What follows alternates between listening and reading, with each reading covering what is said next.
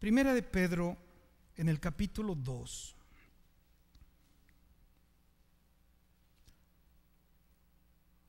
Acercándoos a él, verso 4 del capítulo 2 de la primera carta de Pedro. ¿En qué momento de la revelación estamos? Ya está revelado todo el Antiguo Testamento, ya está por escrito. El Señor está utilizando a los apóstoles, a los discípulos, para todo lo que viene en el Nuevo Testamento. En este momento ya están todas las cartas de Pablo prácticamente circulando, a excepción de segunda de Timoteo. Todas las cartas de Pablo, los evangelios de Mateo, Marcos y Lucas, el libro de los Hechos, ya están circulando en la iglesia. Y estamos entrando ya a la parte final de los escritos que han de ser revelados y puestos por escrito. De tal manera que los escritos de Pedro son los primeros de la última etapa. Faltan algunas cartas particulares, todo lo de Juan prácticamente, a reserva que algunos piensan que el evangelio de Juan es un poquito antes.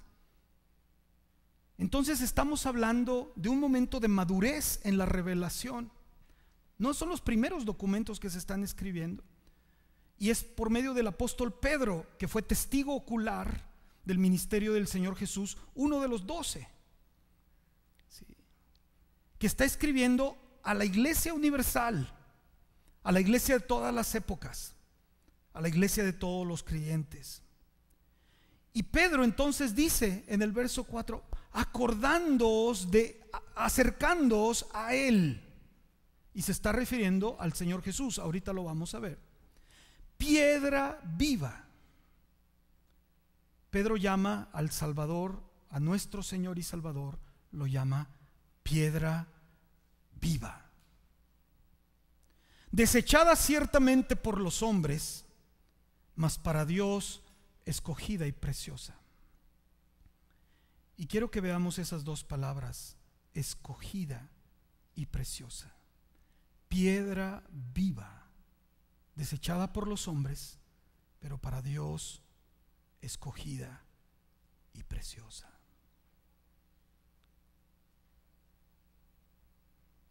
Vosotros también, y aquí es donde viene la revelación que impacta el corazón, porque después de que Pedro se refiere al Señor Jesucristo como piedra viva, ahora se refiere a los oyentes de la carta, a los lectores de la carta, a los creyentes en Jesús. La iglesia les llama ustedes también como piedras vivas. Y se hace una unión perfecta entre el Señor y Salvador de la iglesia y los que formamos parte del cuerpo que es la iglesia. Él es piedra viva y nosotros también somos piedras vivas. Cuando el Señor nos mostró a mi esposa y a mí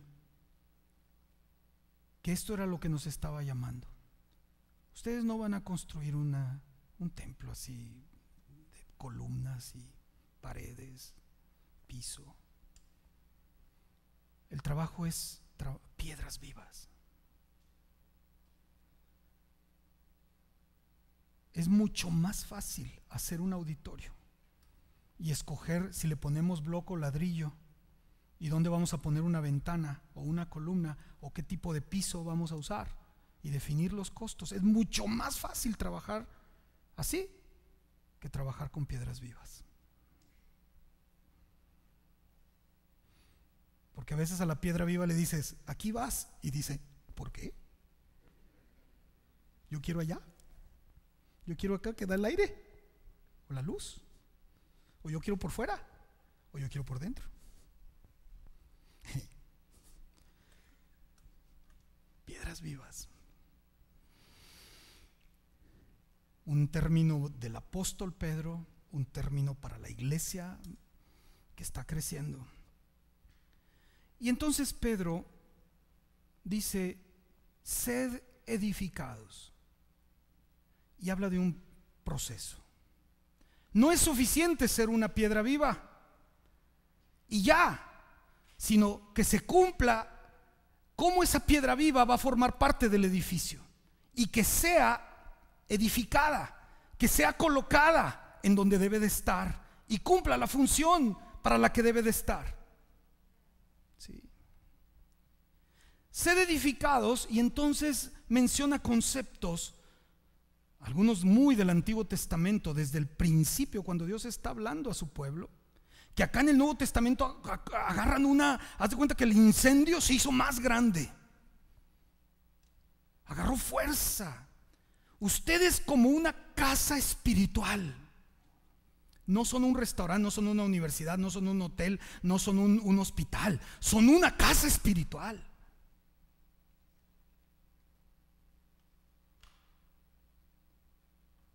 No son la mejor organización humana que se puede formar, son la iglesia, son piedras vivas, son el edificio de Cristo. Son una casa espiritual. Y si no nos quedó claro, figura del Antiguo Testamento, somos un sacerdocio santo.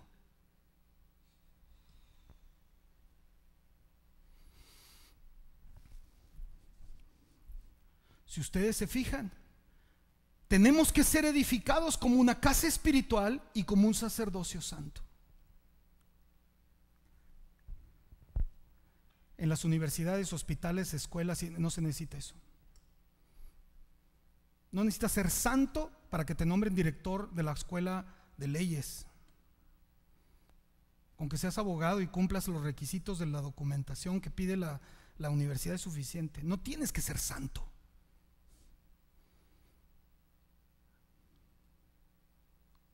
Pero en la iglesia es porque somos santos que somos piedras vivas. Es por lo que Dios ha hecho en nosotros.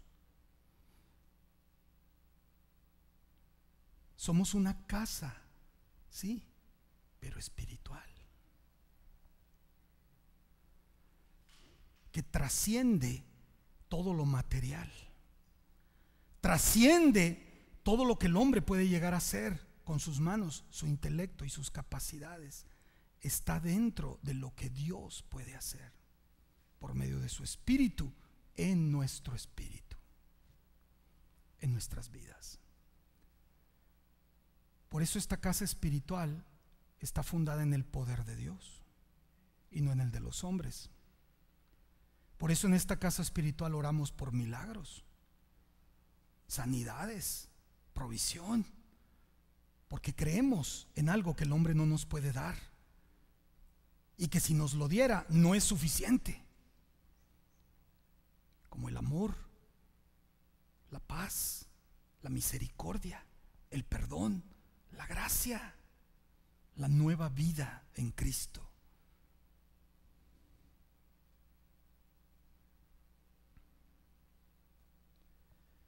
Somos una casa espiritual y somos un sacerdocio santo. Piedra viva es Él, nosotros como piedras vivas. Aquí es un imperativo, es un mandato: sed edificados. Y aquí todos formamos parte de esta edificación. ¿Sí? Y vamos a ser edificados teniendo como meta no un edificio de 100 pisos, no un auditorio de 5,000 gentes nada más. Gloria a Dios que se pudiera hacer y se haga y se hace. Pero nuestra meta es una casa espiritual.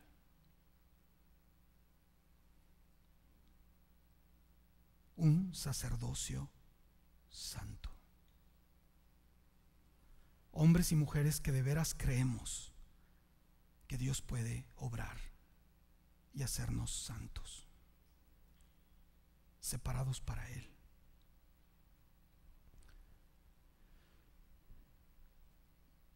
Menciona también en este versículo ¿para qué? Pues para llevar el evangelio a los lugares más lejanos del mundo. ¿Sí? Para hacer organizaciones de ayuda humanitaria cuando hay desastres. ¿Sí? Para juntar dinero para los pobres y sacarlos de su pobreza. Sí. Todo eso es bueno. Pero qué mejor cuando la Biblia dice claramente ¿para qué? ¿Sí o no? ¿Para qué le damos vueltas? Si es bien clarita. Y el objetivo de Piedras Vivas, el objetivo de hombres y mujeres que entendemos que somos casa espiritual y real sacerdocio de Dios, el para qué, pues dice aquí que es para ofrecer sacrificios espirituales aceptables a Dios por medio de Jesucristo. Y estos sacrificios espirituales no los podemos reemplazar con obras materiales humanas. No es reemplazable y no es negociable. Tenemos que entender bien cómo, siendo piedras vivas, casa espiritual, real sacerdocio, estamos ofreciendo sacrificios espirituales a Dios. Como dice aquí, por medio de Jesucristo.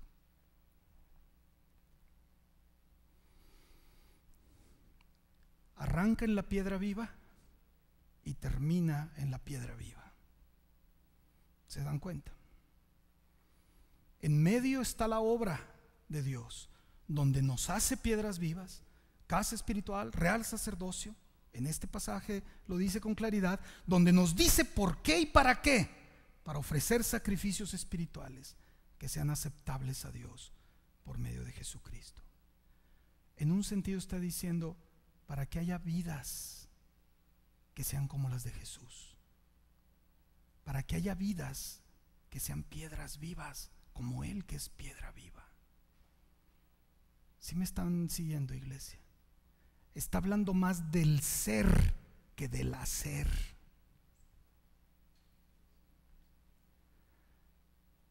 Y un peligro que tenemos como congregación es querer hacer las cosas del templo de Dios, de las piedras vivas de Dios, sin serlo.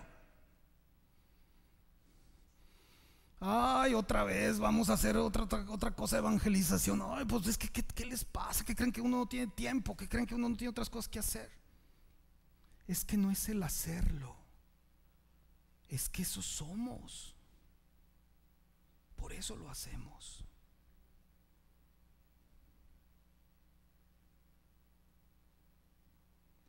Le preguntaban a León Messi, hace poquito vi la entrevista, ¿por qué usted mete tantos goles?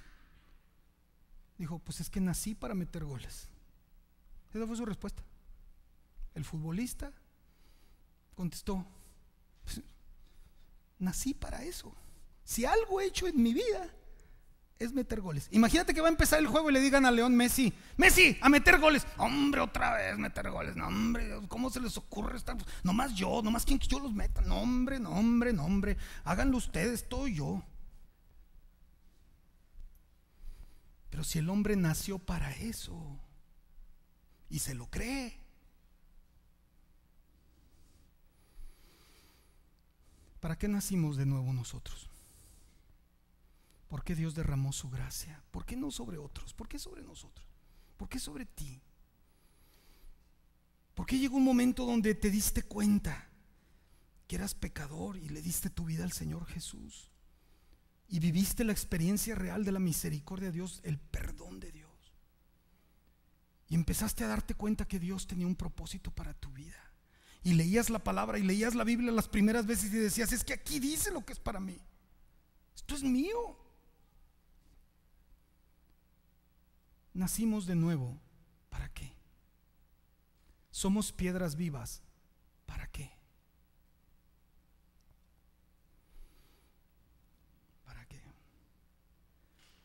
Acerquémonos a Él.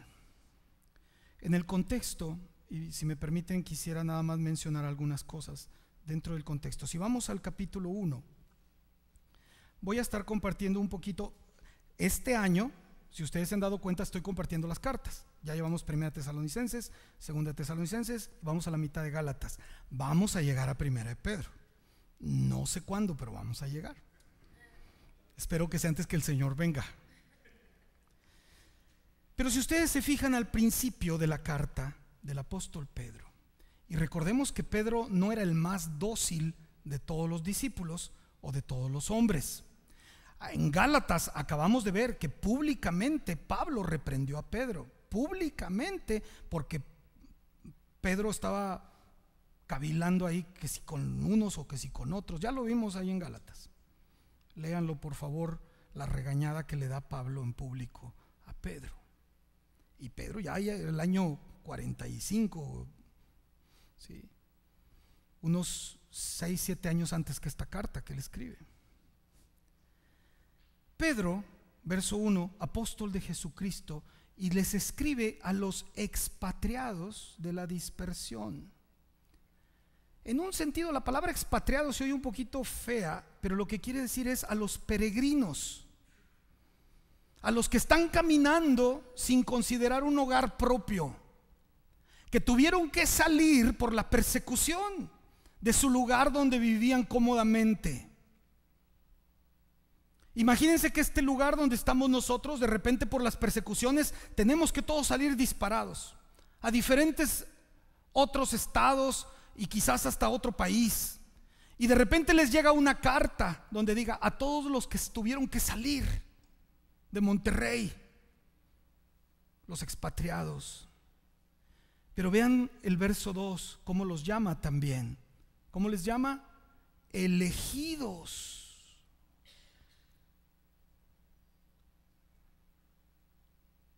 Elegidos. Y yo quiero que quede algo claro. Si estamos en el cuerpo de Cristo y formamos parte de estas piedras vivas, es porque Él te escogió. ¿Me están escuchando, hermanos? No hay duda, es porque Él te escogió. ¿Qué vio en cada uno de nosotros? ¿Qué vio en mí? Yo no sé. Yo nomás sé que Él me hizo, y me hizo con un propósito. Y veíamos ahora en Gálatas que el apóstol Pablo, a pesar de todos sus problemas que tuvo, siendo fariseo de fariseos, hebreo de hebreos, perseguidor de la iglesia, dice: pero Él me escogió desde que estaba en el vientre de mi madre. ¿Así lo dijo o no lo dijo en Gálatas? Desde que estaba en el vientre. Tremendo Pablo. Y si estamos nosotros formando parte de esta casa espiritual, si formamos parte de este edificio santo, de este real sacerdocio, de este sacerdocio santo, es porque Él te escogió. Él te escogió. Dice que nos escogió según la presciencia. ¿Están viendo la palabra? No dice presencia, presciencia, preconocimiento de Dios Padre en santificación del Espíritu. Tu llamado fue en la santidad de Dios. Dios no tomó a la ligera llamarte. Dios te escogió como un acto santo. Dios no te escogió a ver si salías bueno o a ver si salías malo. Dios no te escogió a ver si puedes, a ver si lo logras. Su llamado fue en santidad. Si estás checando, hermano, estás revisando. Esta carta es para ti, es para mí, es para todos los creyentes. Y la está escribiendo alguien que sabe el asunto de la elección. Alguien que sabe lo que está diciendo, y aparte inspirado por el Espíritu de Dios. Imagínate. Yo no sé qué ha de haber sentido Pedro, que era un pescador, hombre de no muchas letras, cuando escribe presciencia. Ha de haber dicho: ¡ay, ¿y esta palabra?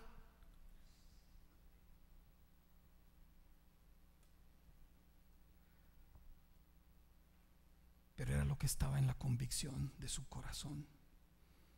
Dios me escogió porque Él ya tenía un previo conocimiento de lo que iba a hacer conmigo.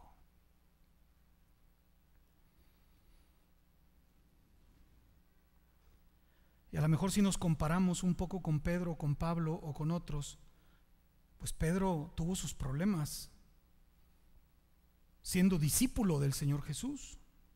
Y son conocidos de todos porque están escritos en el Evangelio. Sus dudas, sus choques, su carácter, el haber negado a Jesús cuando lo estaban castigando esa noche que lo apresaron, el haber corrido y dejarlo solo cuando él dijo: yo voy a morir contigo si es necesario.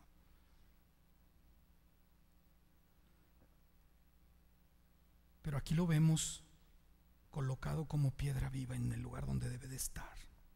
Pedro, conforme al conocimiento previo que yo tengo de ti, a la presencia en santidad, yo te tomo, yo te hago piedra viva y te coloco donde vas. Te escogí para que estés aquí, como parte del templo. Claro que hubo el arrepentimiento, claro que hubo la obra de la respuesta del hombre a la gracia de Dios, pero la gracia era mucho más que la respuesta.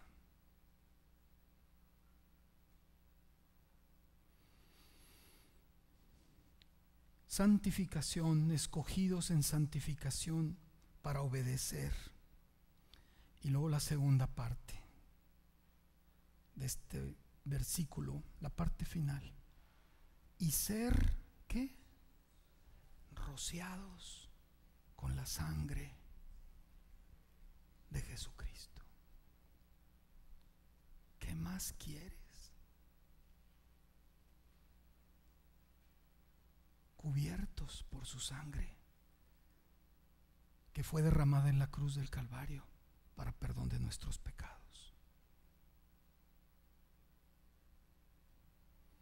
Aunque yo hubiese derramado mi sangre 1000 veces, me la hubieran vuelto a poner, me la hubieran vuelto a poner y la hubiera vuelto a derramar, no se compararía a una célula de la sangre de Jesús, a una gota de su sangre.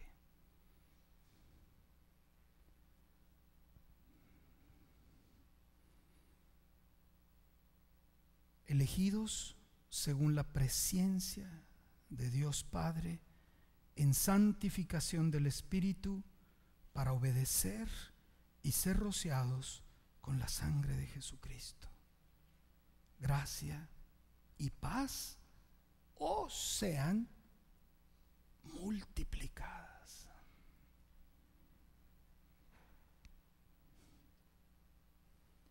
Tremenda saludo de Pedro. Impresionante. Y comienza a hablar de este Dios Padre bendito y de nuestro Señor Jesucristo. Habla de su misericordia y en el verso 3 dice que nos hace renacer, volver a nacer en una esperanza viva por medio de la resurrección de Jesús. Voy a parar. Hay mucho que decir. Del verso 10 que habla como los profetas que profetizaron de esta gracia inquirieron y diligentemente indagaron acerca de esta salvación. Y ves un proceso de revelación bien impresionante con los profetas del Antiguo Testamento. Inquirieron, diligentemente indagaron lo que tenía que ver con la salvación, escudriñando qué persona y qué tiempo indicaba el Espíritu de Cristo que estaba en ellos, el cual anunciaba de antemano los sufrimientos de Cristo y las glorias que vendrían tras ellos. Y aquí vemos el proceso de revelación con los profetas, que no fue nada más así como que se les aparecieron letras en el cielo, o pensamientos casuales, o sentimientos humanos. Indagaron, se metieron a fondo, diligentemente inquirieron. Dice, estaban metidos, escudriñando de quién hablaban las Escrituras, que era el Mesías, y cuándo iba a suceder las cosas. De antemano anunciaban los sufrimientos de Cristo. ¿Cuánto más es nuestra responsabilidad anunciarlos ahora que tenemos la revelación plena? Vamos a terminar orando. Piedras vivas fue el primer sermón.